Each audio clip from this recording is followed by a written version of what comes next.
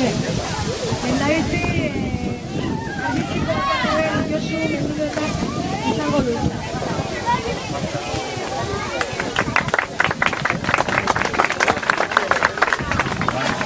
Egun hon guztioi, ongitorriak, guztiak, aurrak, gurasoak, irakasleak, zuzendariak, kontseilaria, guztioi ongitorriak, oinez basoaren irekiera festa honetara. Bueno, azkenean errealitate bihurtu zaigu, oinez basoaren zera guztia, eta gaur irekiera ofiziala egingo diogu. Arbitzuko udal ordezkari bezala, esan hasieratik asko gustatu zitzaigula oinez basoaren ideia eta filosofia. Non euskera, natura eta hezkuntza ekartzeko tresna egoki eta berritzailea ikusten genuen. Aukera ezin hobea dugu, etorkizunez beteriko baso honen garapena ikusteko, non Nafarrok aukera dugu geure zuhaitza landatzeko. Naturaren mesede eginez eta ikastolei lagundu. Guztion artean, Nafarroa euskaldun du.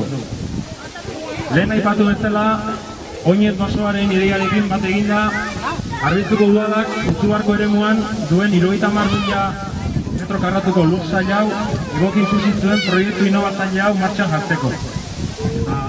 Nafarroako gobernuko diru laguntzari esker, errazago izan zaigu gaur gure aurrean dagoen errealitatea gauzatzea. Bisitarako gune egokia dela iruditzen zaigu. Lagun taldeak, familiak, ikasleak, jubilatuak, edonorentzat irekia. Libururik ez egon arren, ikasteko ikasgai asko daudela, iruditu.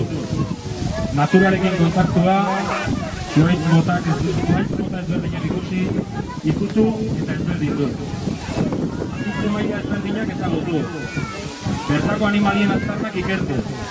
Eta zuhaitzen ondoan lagun diren belar, lore eta zuhaixka ezberdinen presentzia nabaritu. Bertako txori eta arranoak sentitu. Eta urtaro ezberdinen arabera, zuhaitzek ere sentitzen dutena ikusi udazkenean osto erorketak, batzuetan. Neguan, uraren eta hotaren presentzia derrigortua, besteetan. Neguko egunik ilun eta luze eta bukaezinenak, ikusi. Udaberriko egun lasai eta argietara pausu emanen. Non zuhaitzek bere poza adiraziko diguten, kolore berriak hartu, eta gidea garbituko duten oskoz jantzi.